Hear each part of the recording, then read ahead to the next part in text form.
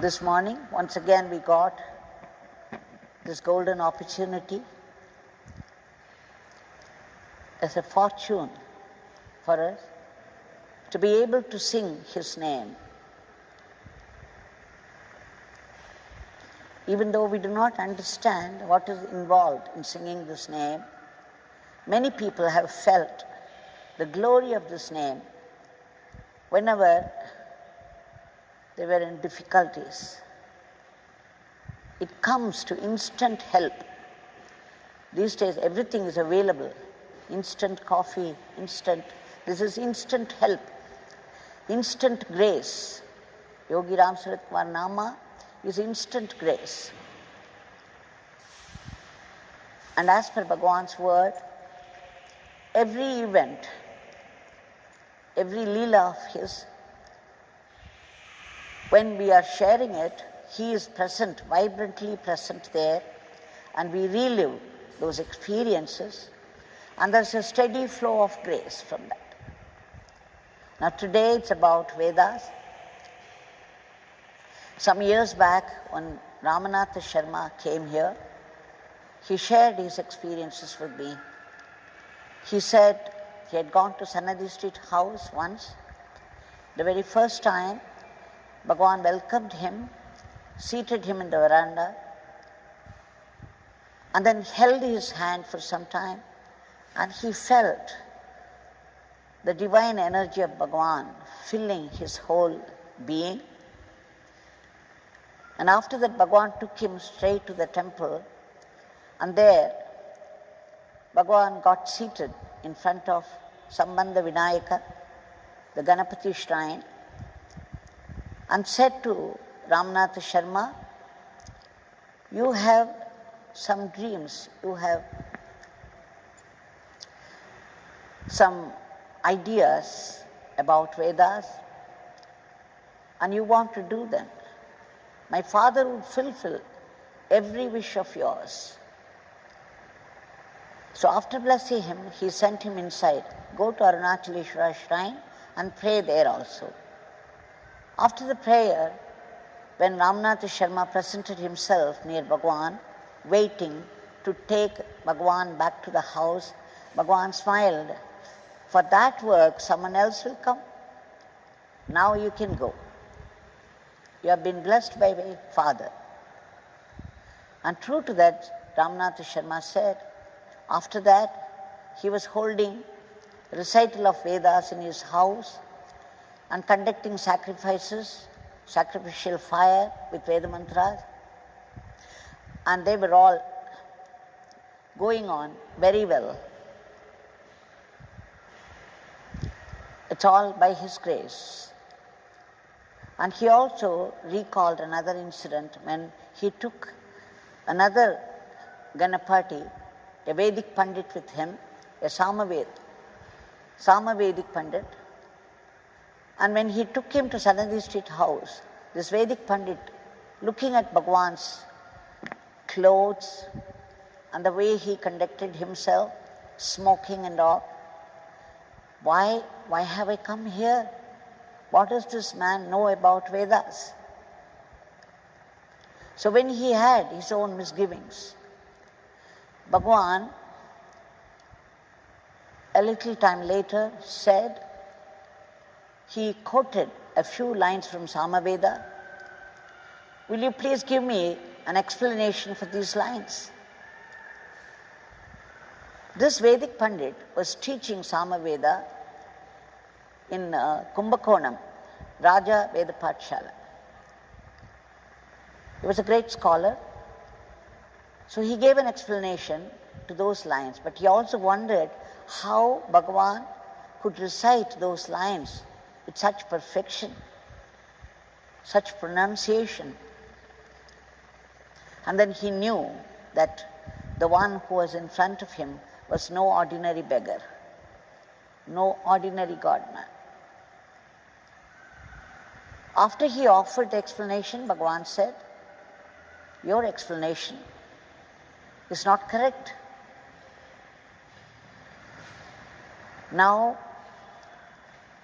this Ramanath Shastri the Vedic Pandit from Kumbakonam, began to wonder, my God, how did he know? Because even when he was giving explanation, he had his doubts about the explanation. And then Swami smiled and said, it's all right now, you take your time. Find the right explanation, come and give it later on. So Ramnath Ganapati from Kumbakonam, Raja Ved Patshala, later told his friend Ramnath Sharma, you see, I was a little proud about my Vedas, about my scholarship. Now he gave me a blow. He cut me to size by finding fault. It's not finding fault, by correctly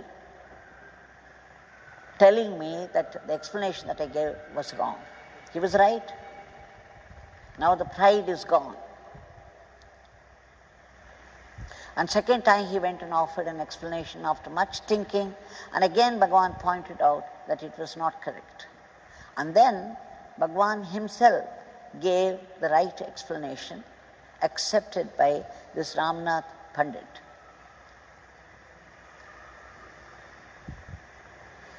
Ranganayaki Srinivasan was a lecturer in English. She and her husband, Srinivasa Iyengar, a couple, staying in Tiruvannamalai for a few years. At the time, Srinivasa Iyengar began to go to Bhagwan, drawn by his divinity. And then he took his wife also to see Bhagwan. And Bhagwan welcomed them with such love and warmth, and would spend a lot of time with them, blessing the couple. And then one day he said to Ranganayaki, the history of India is being written always only from the period of Buddha. Ranganayaki Srinivasan will write it from the Vedic period. And then he would raise his hand and bless her. Ranganayaki did not understand what he meant. How could she write history? She was an English lecturer, but Bhagwan was saying something she didn't understand. But soon after that, she was being approached. She was approached by Sri Agnihotram Thathacharya, a Vedic scholar who was teaching Vedas to many students. He wanted his book on Vedas, written from the Vedic period, to be translated into English. So he sought Ranganayaki's help. And of course, Ranganayaki began to do it with Bhagwan's permission and blessings. And then she would bring the manuscript. Every time, Bhagwan would spend hours together, sometimes late into the night, with Srinivasa Iyengar, Ranganayaki's husband, going through the manuscript, page by page, sentence by sentence, word by word. And then he would write home. He wrote home on every chapter. When the book was completed, he once again blessed the book very nicely, blessed Ranganayaki and Srinivasa Iyengar, and then said, Tirupati Devasthanam has come forward to publish this. It's a great blessing, but you people should not accept any money for this. They agreed. They prostrated before him. They were very happy. And that book is called The Eternal Relevance of Vedas. The book is available, being blessed by Bhagwan. Every page was specially blessed by Bhagwan. Now once, when Bhagwan was giving darshan, in the initial days of the ashram, when Bhagwan was giving darshan in the old darshan mandir, a small building at that time, a foreigner had come. He came and prostrated very nicely in the Indian way, and with folded hands, he sought Bhagwan's blessings. Bhagwan smiled and asked him, what made you come to this beggar? He said, my Gurudev, my teacher, sent me here, Who is your teacher? It's Agnihotram Thathacharya from Chennai, the Vedic scholar, the well-known, renowned Vedic scholar. I am learning Vedas under him. And it is he who said to me that I must come to Tiruvannamalai and take your blessings.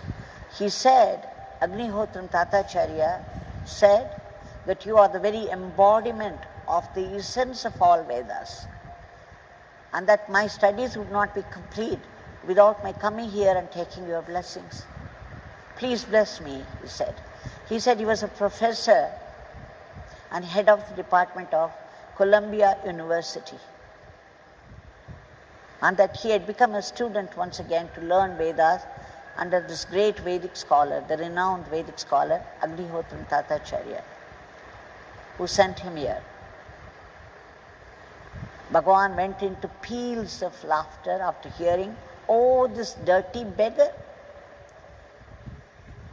The great Vedic scholar Agnihotram Thathacharya said, this beggar, this dirty sinner is an embodiment of the essence of all Vedas. Oh, how kind he is to this beggar. And with folded hands, he paid his veneration to Agnihotram Thathacharya, the Vedic scholar, and blessed this man, this Columbia University professor. When Bhagwan asked him what his name was, he said Agnikumar. Agnikumar was the name given by his Vedic teacher, and Bhagwan was delighted to hear that. These are all revelations of different dimensions of Bhagavan, which we had not known before until these events happened.